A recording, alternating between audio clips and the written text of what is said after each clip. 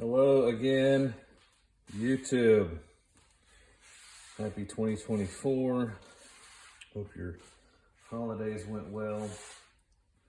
I have been MIA for a while, holidaying myself, and now I'm back with the first video in 2024. And it's cold outside, snowy, so bringing it inside for a little bit more of a wood-related talk today. I wanted to show in comparison, so I've done a few videos where I talked about one kind of wood or another kind of wood, whatever I was cutting then and there, but now I wanted to show at least what I've got, the different types of wood. This is not a 100% complete list. This is just what I had in the wood lot. And these are all the different species of wood that I commonly cut or have cut for firewood over the last year. Now, there are some types of trees like oak trees where there's a lot more than what I've got here, but these are the most common ones, same on the maple.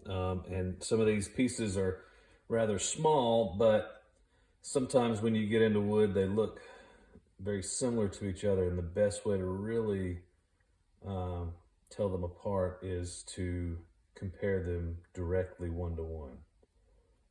So I thought that would be a visually appealing exercise. Now, that being said, a lot of the times it doesn't matter from firewood. If you're just going to burn it, it doesn't matter. But I like to always know what I'm getting into, so I thought I would share. So let's start with the oak family. And I've got 5 different types of wood here that we were going to talk about.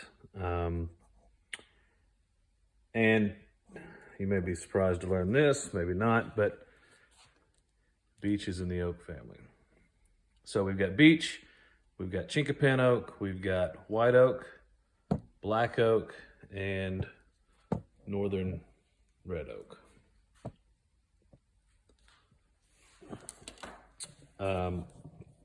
Sorry, I'll adjust my camera rig here.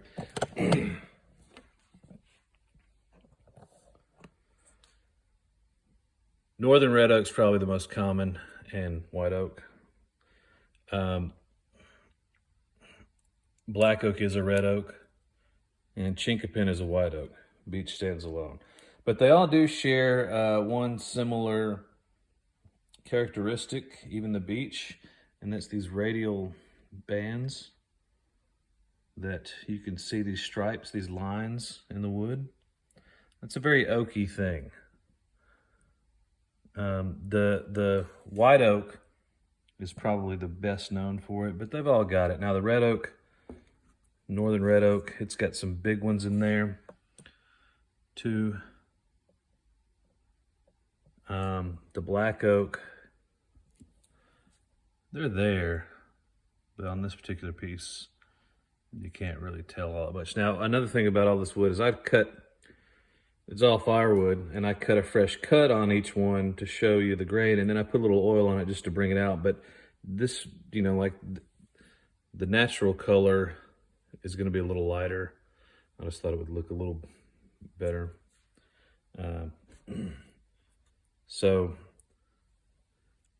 that's what we got going on. Now you can see that right there is one of those radial bands on the side.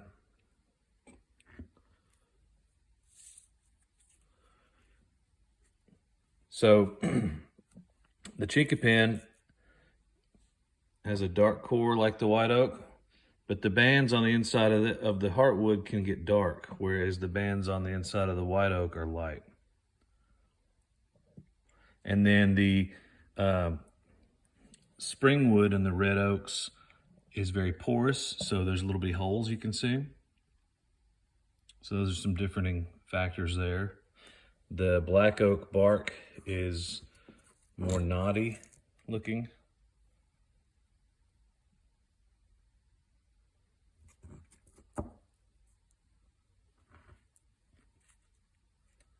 And the oak is a little grayer. White oak, this piece doesn't have any bark on it, but it's really light. The chinkapin oak bark has some really light flakiness to it as well.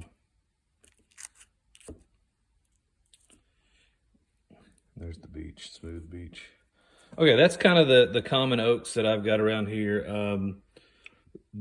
These are all forest grown, so that's why the rings are so small. This same tree will grow really, really, really wide rings and grow really fast if it's left to grow by itself, whereas this one has really tight rings. I don't know that white oak does that as much, but all right, that's the common oaks that I've got around here. Over here we've got 3 out of the 4 maples that grow around here. We got the sugar maple, red maple, and box elder. Box elder is yellowish, whitish. The red maple and the sugar maple, the red maple is a little plainer and whiter. The bark can be almost bluish looking compared to the sugar maple. This one's got some spalting going on, so that's where the fungus has begun to get into it. It's kind of darker, but it still kind of represents the kind of light color. Sugar maple has almost a pinkish look to it, or peachish, and it's got a lighter bark typically. Now red maple and sugar maple bark can be very similar as well, and sometimes sugar maple, especially on the trunk on big trees, turns black from where bugs attack it and the sap comes down and bacteria feeds on it. But this is pretty indicative of what it looks like if you don't have that going on. So this one burns hottest, then this, then this. Then we have white ash right up here, which we all know is going away, but I do have some. That's a really good firewood. Sad that we're going to lose all those. Okay, then we have kind of the randoms. We've got black walnut, the classic walnut color. There's on the side. You can have some purple streaks in it. It's pretty neat. Here's persimmon. The funky bark on the persimmon. Really yellow wood, really dark bark. Sassafras, another one that's going away. We'll talk about that in an upcoming video. The bark came off of this piece, but it's got like a metallic wood color to it, almost like it would shine really cool under UV light. We should try that sometime. But there's the sassafras. Eastern red cedar, ERC, which is really a juniper tree, but that's a kindling wood around here, or a bonfire wood. And then sycamore has that real smooth green bark. These are the ones that turn white up in the branches and the big trees in the wood line. So if you have a tree out in the woods that's really white, that's a sycamore tree. So those are kind of random woods. Then we have a couple of fruit woods over here. We got the black cherry or wild cherry, furniture wood, barbecue wood. This will turn really, really dark red as it seasons, and this piece is fresh cut on both sides, but it will turn black out in the wood lot. Bradford pear, a lot of those planted around here, and I have a lot that have invaded my woods, and so I cut those whenever I can. It's great firewood. It just doesn't grow very big, but it splits easy. Kind of burns and splits like cherry. Let me get a little apple I just threw in here because I had some in the pile. Apple always has like the heartwood is never really round looking. It's always very organic looking and much darker than the sapwood, but it basically would be considered, in this realm of burning. Then we've got the tree of heaven, which is an Asian tree. It's really soft. It's kindling wood. Throw it in with your other stuff. All right, then we got these woods here. We've got hackberry with its really knobby bark. This stuff really looks a lot like sweet gum when it's fresh cut, but it will turn gray. It oxidizes really quick sometimes, especially if it's on the end of a piece like this one was. Sweet gum, you can see the unevenness of the split of this. That's because sweet gum is really hard to split. And then American elm, it has some light brown bark. It's got heartwood in there. This piece has some spalt in it. We got our hickories. We got bitternut, red, or pignut. I can't remember which one this was, so I'm just calling it red hickory, but I put the pignut on there because they look very similar. And then shagbark. Bitternut, let's see if I can show. Yeah, it's got a light blue-gray kind of bark, and it's got diamonds in the bark. Young shagbark looks a lot like this too. The red has a dark grayer bark, but young red or pignut also looks like that bitternut. And then shagbark has the flaky bark. You could also say shellbark has the similar bark. I just don't have any of that. Shagbark. Okay, then we got some little woods here, and some of these get bigger, but these are the pieces I picked because they do kind of look a lot alike sometimes. We got first hornbeam, which is a little bitty piece that grows bigger than this, and this is definitely a good firewood tree. But you can see it's almost got those oaky radial bands in it, the stripes. And then the comparative wood to that is hop hornbeam, which is in the same family, birch. And it's got flaky bark. This one has really smooth bark, muscle tree. But these are great firewoods. I don't cut a lot of them. It's really when a big tree blows down near one of these and knocks one over or something, that's when I cut it. But every once in a while, somebody says I've got a small one of these I need cut down or cut out, cleaned out. So I love it, but I just don't cut a lot of it. Then we got mulberry, which this is a tiny small piece off of one out of my yard, but it's pretty indicative of the color on the inside of the bark. It's a yellow wood. It's not super bright yellow, but it definitely has a yellow tint to it.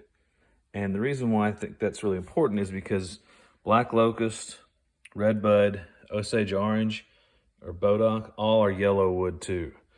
And even tree of heaven has kind of a yellow hue to it. So if we move these around a little bit, you could really, if you don't know what you're looking for, these can get confusing outside when they're not beside each other. But today, I've got them all kind of lined up. So we've got the mulberry, the tree of heaven, black locust.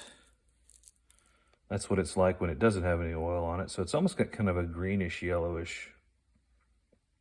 And this one's fully seasoned. You can see the cambium layer is all rotted off and turned to dust. And then you got the sap wood and the heartwood. And here's a redbud piece. See how yellow that looks. And those look very similar. So there's a piece of redwood. That's another small one. I don't cut a lot of, but it's good firewood. And then Osage orange, that looks very similar too. But it's really bright yellow when it's freshly cut. So knowing what those are is good. And then we got the dogwood, another one I don't cut a lot of, but it's worth mentioning because I do get some from time to time. It's got scaly bark. And it's almost got the same kind of color as a sugar maple, kind of a pinky blonde color.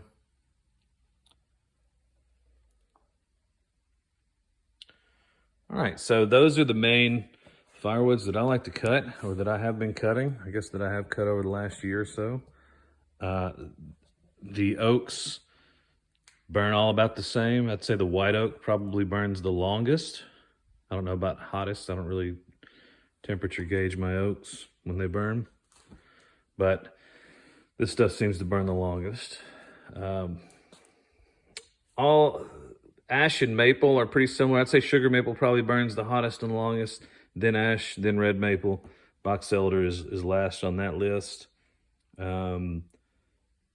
I really have burned a lot of red maple so far this season, and I really enjoy it. It burns really easy. It's nice sometimes when you need hot fire fast. These are kind of middle of the roads too. This group here, the black walnut, the cherry, the Bradford pear, those guys all kind of burn like these over in here. I can't remember. I think persimmon probably burns more like sugar maple than it does like, say, sycamore, which would be a lighter wood, or the sassafras. But these are all great firewoods. Of course, hickory. Everybody knows hickory's really good. These all burn basically the same. They burn hot, they burn long, they burn easy. So I like those. These guys, hackberry is probably it's definitely the best from a firewood cutter's point of view because you can split it. These two are just too hard to split. You can do it, and I've done it, but it's just, I'd rather not. And as far as burning goes, they're just okay. They're not bad. They'll keep you warm if that's all you got. All these little yellow woods, all these little ones are all excellent woods. I would cut a truckload of any of these anytime. I'd say that one's probably the hardest one to split. Oh, one exception, tree of heaven. This one's bogus. It goes all the way over there. But the rest of these are really good. I don't turn any of these down ever. So I hope that helps folks, or maybe fills in a gap or two. If you have any questions, let me know. Thanks. Bye.